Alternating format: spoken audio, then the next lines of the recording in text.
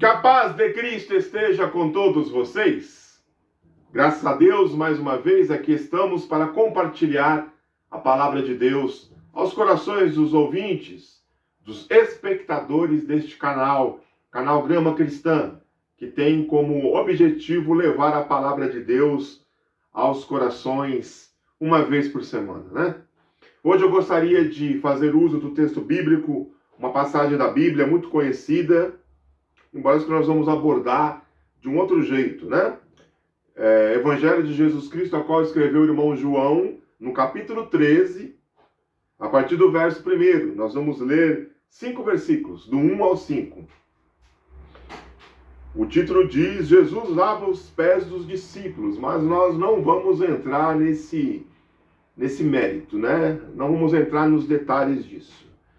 Está escrito: ora, antes da festa da Páscoa, sabendo Jesus que já era chegada a sua hora de passar deste mundo para o Pai, como havia amado os seus que estavam no mundo, amou-os até o fim. E acabada a ceia, tendo já o diabo posto no coração de Judas Iscariotes, filho de Simão, que o traísse, Jesus, sabendo que o Pai tinha depositado nas suas mãos todas as coisas, e que havia saído de Deus e que ia para Deus, levantou-se da ceia e tirou as vestes, e tomando uma bacia, cingiu-se. Depois pôs água numa bacia e começou a lavar os pés aos discípulos e a enxugar-lhes com a toalha que estava cingido. Amém? Até aqui. Essa é a introdução que João coloca como pano de fundo para que ele fale de como Jesus lavou os pés dos discípulos. Mas sobre lavar os pés, a gente vai deixar lá para o final. Eu quero tratar dessa introdução aqui, que é realmente muito interessante. A semana em que esse vídeo foi gravado, foi uma semana que apareceu uma polêmica nas redes sociais, nos meios cristãos evangélicos, sobre uma notícia que saiu de um evento que, na verdade, ainda está para ocorrer, né? Na data desse vídeo, um evento de lideranças evangélicas, de pessoas importantes do meio, de influenciadores, de pastores de renome, se juntando para uma conferência denominada Christ Summit. É uma conferência que reúne, como eu disse, alguns pastores renomados, alguns influenciadores digitais evangélicos, gospel, alguns cantores, cantoras, gente do meio, gente da mídia, coachings. E o evento prometia, eu digo prometia porque depois eles mudaram, prometia liberar o potencial divino na vida daqueles que participassem. Para participar desse evento que vai ocorrer, mais uma vez eu digo, ainda não ocorreu na data desse vídeo, em Alphaville, um lugar nobre aqui de São Paulo, né? Um lugar de pessoas de primeira classe. E para começar a participar desse evento, começa em torno de R$500 e vai, que é bronze, que eles chamam, até R$7.900, que seria o diamante, né? O top. Né? Eu não entendo, eu não entrei para ver o que dá direito bronze, e a partir daí várias categorias até chegar ao diamante, o que o diamante tem de diferente, se alguns vão poder assistir algumas palestras e outros não, imagino que seja nessa pegada aí, mas esse negócio de liberar o potencial divino caiu tão mal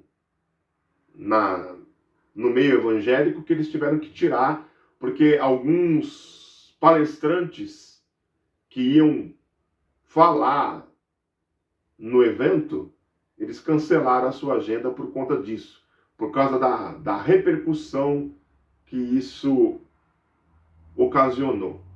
O evento, como eu disse, tem o nome de Christ Summit, Cume de Cristo. É isso que significa Summit, Cume de Cristo. E essa passagem, ela me chamou a atenção, porque é por isso que eu denominei o nome dessa pregação de o cume da humildade. Aqui a gente vê a humildade chegando ao seu limite, por assim dizer. A humildade chegando... Só que quando a gente fala de cume da humildade, você deve ter visto aí a imagem que traz essa pregação, um monte, né? Provavelmente aí, não sei se é o Everest, mas é um monte muito alto, né? Só que quando a gente fala de cume da humildade, na verdade, deveria ser o contrário. O cume da humildade não é o pico mais elevado, mas é o vale mais baixo da terra. O cume da humildade, então, seria o Mar Morto, por assim dizer, e não o Everest. Porque a humildade, ela nos rebaixa. A humildade, ela faz com que nós desejamos coisas simples. A humildade faz com que nós sirvamos e não que nós sejamos servidos. O Christ Summit é um evento para quem quer chegar ao topo. É um evento meramente coaching. É um evento que promete aquilo que não pode dar. Liberar o potencial divino. Isso não funciona assim. E quem participa disso deveria saber. Não é assim que funciona. O potencial divino, né, por assim dizer, o poder de Deus, ele é liberado na nossa busca pela sua face e não pelas suas dádivas. É liberado através da oração, do jejum, da leitura da palavra, e não de um segredo que alguém vai te contar para que você possa seguir os 7 passos, as 10 maneiras, os 5 jeitos, as 3 coisas. Isso não existe. Não existe receita para isso. A humildade, ela nos faz simples. E ninguém quer entrar pelo caminho da humildade. Ninguém quer entrar pelo caminho do sofrimento, de buscar a Deus, de orar, de se ajoelhar diante do Eterno, de sacrificar o próprio corpo, que deseja comer de 4 em 4 horas. Não, eu vou sacrificar para estar em contato com o divino, de ler a palavra de Deus, de buscar a vontade dele na sua palavra, de meditar, de estar um tempo em solidão. A Bíblia diz que Jesus ia para os lugares desertos e ali ele orava. Em vez de Jesus procurar as multidões, eram as multidões que procuravam Jesus. Jesus procurava lugares ermos, lugares desertos, para estar a sós com Deus. Isso sim é liberar o potencial divino, como eles gostam de chamar. Isso sim é buscar o poder de Deus. Mas hoje funciona o contrário. Hoje as pessoas procuram multidões. Hoje as pessoas querem ser vistas. Hoje as pessoas são instagramáveis. Hoje as pessoas querem estar atentas e percebidas nas redes sociais. Hoje as pessoas querem holofote, querem falar ao microfone. Hoje as pessoas querem ter dinheiro para comprarem tudo aquilo que quiserem. Hoje as pessoas buscam o estrelato. É o contrário da humildade. É a ostentação. É isso que as pessoas buscam. E quando eu falo do cume da humildade, é porque Jesus, aqui nessa passagem, na minha opinião, ele chega no cume, ou no vale mais baixo. para poder demonstrar aos discípulos o que é realmente servir. É você estar livre de todas as amarras. E João, ele percebe isso melhor do que ninguém. João, ele percebe isso, e é por isso que ele nos dá detalhes desta hora, deste momento. João sabe. São aqui 6 versículos até que Jesus comece a falar, abra a boca para falar alguma coisa, porque João está nos dando detalhes daquilo que está dentro de Jesus. Não daquilo que ele exterioriza, mas daquilo que está dentro. João percebe e nos diz. E eu acho isso maravilhoso. Eu acho isso sensacional. Então, João diz que está chegando a festa da Páscoa. E Jesus sabia, desde o começo, que ele seria o Cordeiro Pascal de Deus. Que ele morreria numa festa de Páscoa. A cada festa de Páscoa que se passava, Jesus sabia, tinha consciência de que a morte dele estava próxima. E de que não passaria dessa. Jesus seria sacrificado nessa festa de Páscoa. Ele seria o Cordeiro Pascal. Ele morreria numa sexta-feira de Páscoa. Ele sabia disso. E é por isso que João fala que Jesus sabia que já era chegada a sua hora de passar deste mundo para o Pai. O passamento, a transição da vida para a morte, a ruptura do espírito-alma, de sair deste invólucro material chamado carne e voltar para o Pai. Jesus sabia que o momento da sua morte estava chegando, estava muito próximo. Jesus sabia que ele já estava nos últimos momentos do seu ministério. Jesus sabia. E a sabedoria nisso. Há sabedoria nisso. Quando a gente sabe que chegou a nossa hora.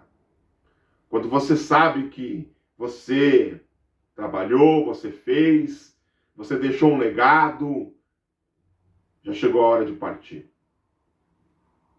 Já chegou a hora de dizer tchau, como eu costumo dizer. De dar adeus a esse mundo.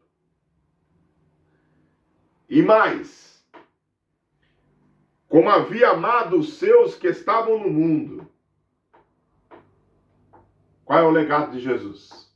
Amor. Ele amou os dele. Ele amou aqueles que estavam ao seu redor. Ele amou os seus discípulos. Ele amou o povo. E a Bíblia diz, e João diz, amou-os até ao fim. Jesus amou os seus discípulos mesmo quando os seus discípulos abandonaram ele lá no horto do Getsemane. Jesus amou os seus discípulos, e isso inclui que ele amou a Judas, mesmo tendo Judas o traído por 30 moedas de prata. Jesus amou os seus discípulos e amou a Pedro, mesmo sabendo que Pedro o negaria. Jesus amou o povo, mesmo sabendo que o mesmo povo que gritava Hosana nas maiores alturas, em um domingo, na outra semana, era a mesma população que gritaria, crucifica-o. Nós escolhemos Barrabás, crucifica a este que tem se tornado Cristo. Jesus amou até o fim. Jesus nos amou, independente de nós. Jesus nos amou, apesar de nós. Jesus nos amou, mesmo quando nós o rejeitamos, mesmo quando nós o vilipendiamos, mesmo quando nós buscamos uma outra coisa contrária a ele. Ainda assim, Jesus nos ama. E ele ama até ao fim. E depois da ceia, depois que Judas já havia saído para lhe entregar, depois da discussão para saber quem era o maior, depois que o diabo já tinha usado e colocado no coração de Judas que o traísse, ele saiu de lá resoluto: eu preciso entregar este homem e vai ser agora. Depois disso, depois dessas mancadas todas, João continua dizendo que Jesus, sabendo que o Pai tinha depositado na sua mão todas as coisas, Jesus veio com uma missão. Jesus pregava o evangelho do reino, mas Jesus sabia que a missão dele, mais do que pregar, era morrer na cruz do Calvário.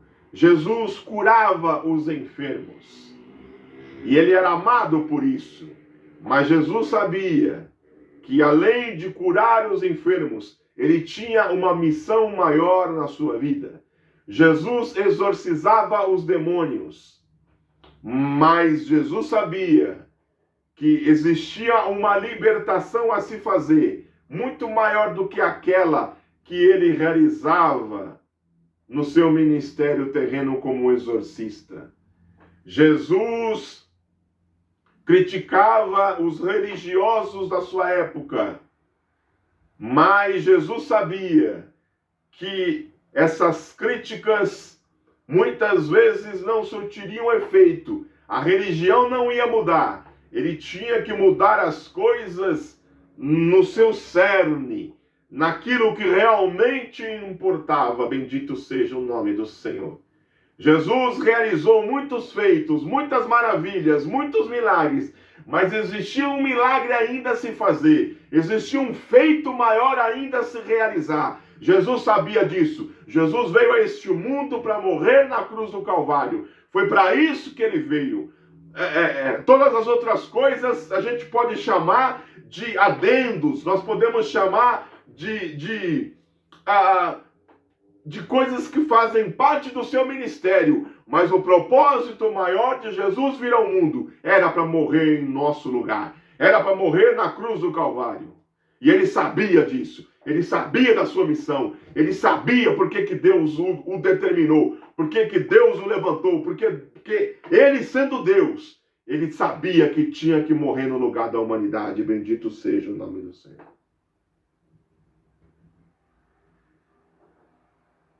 Sabendo Jesus também que havia saído de Deus e de que ia para Deus, diz João. Hoje as pessoas querem chegar ao cume, querem participar do Christ Summit. Ainda falam lá, vagas limitadas, apenas 3.000 participantes. Só para quem tem, só para quem pode. Quem não tem e quem não pode, fica de fora de liberar o potencial divino, de acordo com eles. Mas Jesus sabia que ele havia saído de Deus. Jesus sabia a sua origem. Jesus sabia de onde ele veio. Você sabe de onde você veio? Você sabe de onde você saiu? Você sabe qual é a sua origem? E Jesus não só isso, mas ele sabia também que ele ia para Deus. Jesus sabia para onde ele ia. Jesus sabia o que ele era e o que ele se tornaria. Você sabe para onde você vai? Você sabe qual é o seu destino? Você sabe qual é a sua origem? Você sabe qual é o seu destino? Se você souber dessas duas coisas, juntamente com a missão que você tem nessa terra, eu posso dizer para você que você é uma pessoa resolvida. Porque Jesus era resolvido. Jesus conhecia a sua missão. Jesus sabia de onde ele havia saído. Jesus sabia para onde ele iria. Isso lhe tornava uma pessoa resolvida diante de Deus. Você só será resolvido na vida quando você souber a sua missão aqui na terra, quando você souber de onde você veio e quando você souber para onde você vai. Quando você souber dessas três coisas, você será uma pessoa resolvida. Você será uma pessoa que ninguém pode lhe abalar, porque você sabe muito bem quem você é. Bendito seja o nome do Senhor. E Jesus sabia quem ele era. Não havia necessidade de lhe dizerem. Não havia necessidade de um certo padrão social para que ele pudesse se enquadrar, como existe hoje. Hoje a sociedade nos impõe padrões sociais, éticos, comportamentais, para que nós possamos andar nesses padrões, para que nós possamos receber deles louvor, deles glória. Para a sociedade de hoje, não importa, importa menos quem você é do que o que você tem. Para a sociedade de hoje, importa ter e não ser. Mas Jesus sabia quem ele era e não importava o que ele tinha. Isso era resolvido em Jesus.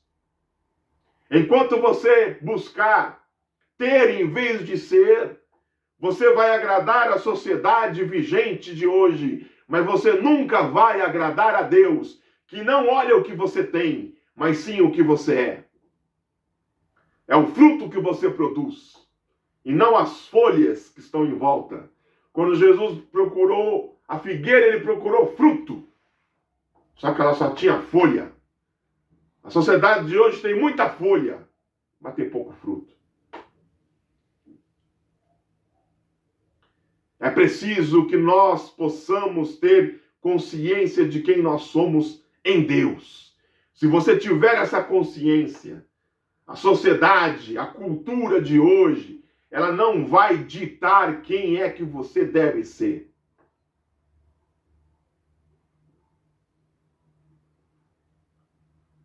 Jesus chega ao cume da humildade, quando ele se levanta, quando ele tira as suas vestes. Aqui não é o fato de se despir para ficar nu, é tirar as vestes de cima, porque você vai fazer agora um trabalho braçal. Então você precisa ter mobilidade, você precisa, talvez você vai se sujar. Então é preciso que você tire as suas vestes de cima, que você fique com as vestes de baixo, vestes simples, vestes finas, vestes... É como você fica em casa de pijama, vestes que você não quer mostrar nada para a sociedade. É quem você é na intimidade e não no todo. É quem você é quando te acham em casa, você mulher, né, cheia de maquiagem, com cabelo, com touca, de chinelo e meia, o homem de bermuda, de camiseta regata. É quem você é quando te acham em casa, com a roupa de baixo. É assim que Jesus fica. Ele se despe da aparência. Ele revela quem ele é.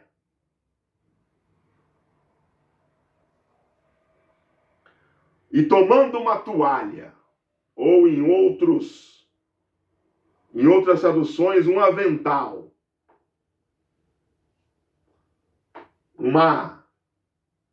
uma veste de trabalhador, um instrumento de trabalho, cingiu-se.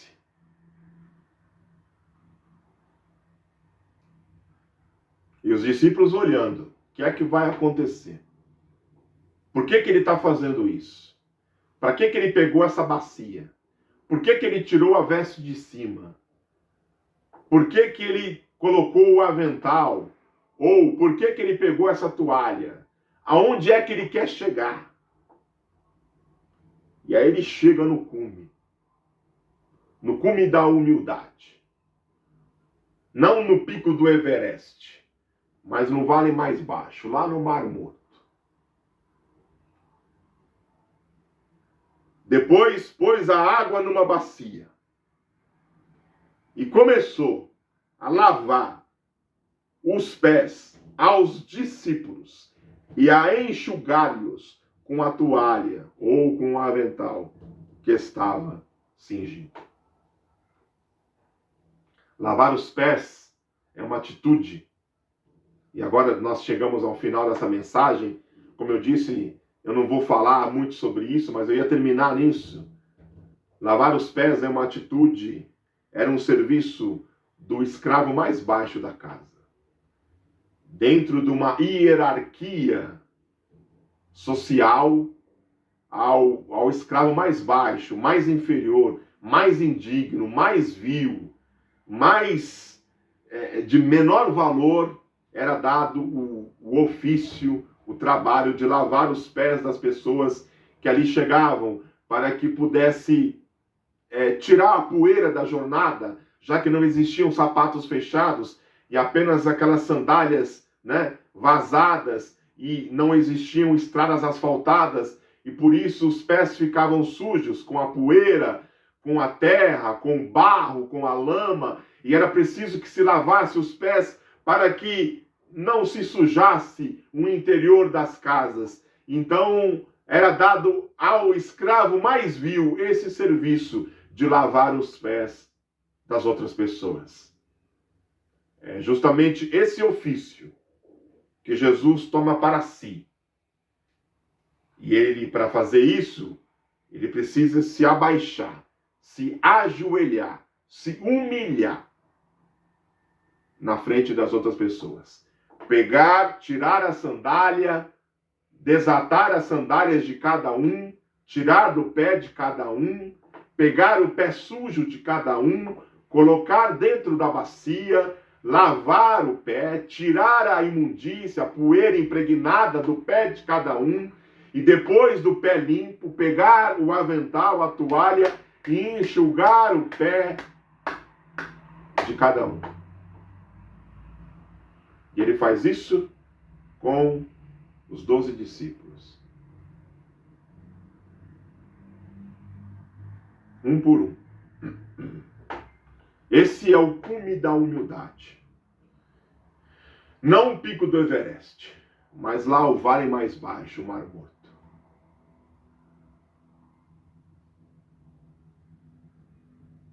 Esse é o cume da humildade. Se Jesus estivesse no Christ Summit, ele diria: vocês estão todos errados. Vocês estão pagando para estar aqui. Vocês entenderam tudo errado. Vocês não entenderam o que é evangelho. Vocês não entenderam o que é reino de Deus. Vocês não entenderam nada daquilo que eu falei. Se vocês tivessem entendido, vocês estariam lavando os pés uns dos outros. Talvez não no sentido literal, mas no sentido figurado. Ajudando um ao outro. Esforçando um ao outro. Atingindo um ao outro na sua necessidade. Limpando a sujeira diária um do outro. Era isso que vocês estariam fazendo. Não em Alphaville, mas em alguma favela por aí.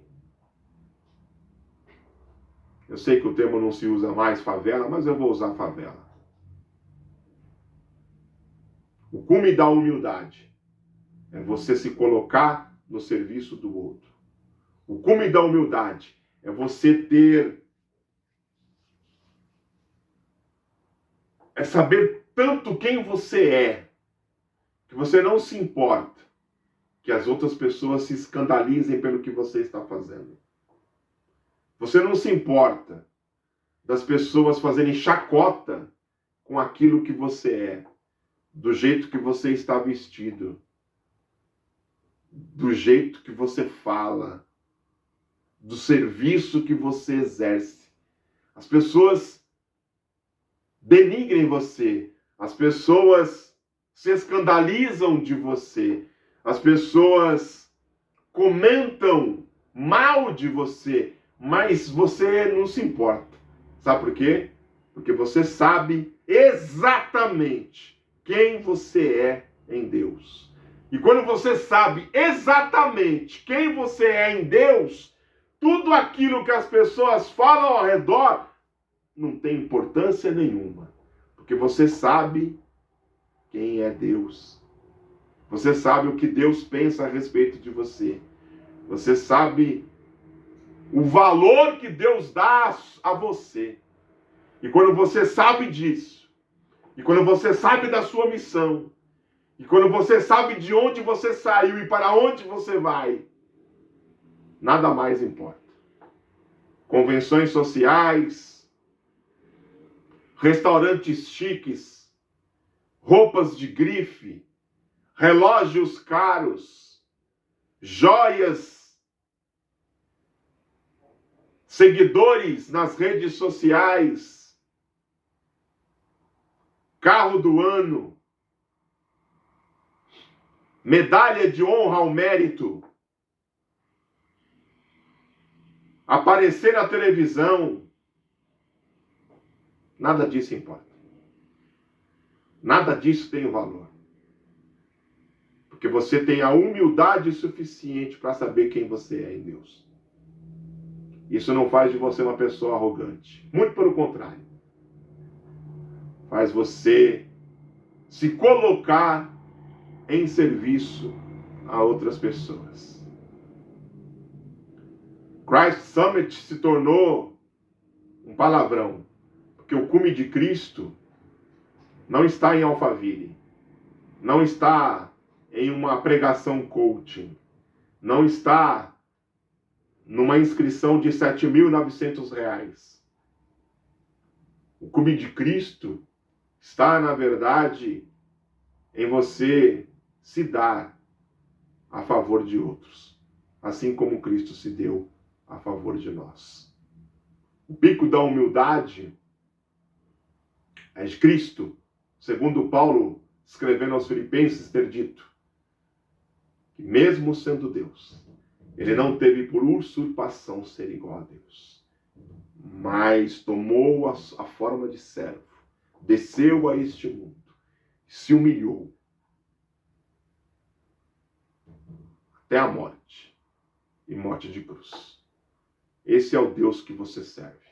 Ele fez isso para nos deixar um exemplo, e que nós possamos ter a ousadia de seguir o exemplo que ele nos deixou. Que nós possamos também atingir o cume da humildade, que não é o Everest, mas é o vale mais baixo, é o Mar Morto. Quando nós morremos para nós mesmos, talvez assim nós entendamos o que é que qual é a vida que Deus tem para cada um de nós. E assim como Cristo deu a sua vida em resgate a muitos, que nós possamos também seguir-lhe o exemplo. Que esta palavra fale fundo ao seu coração. E que Deus abençoe a sua vida neste final de semana, neste dia, nesta hora, em nome de Jesus.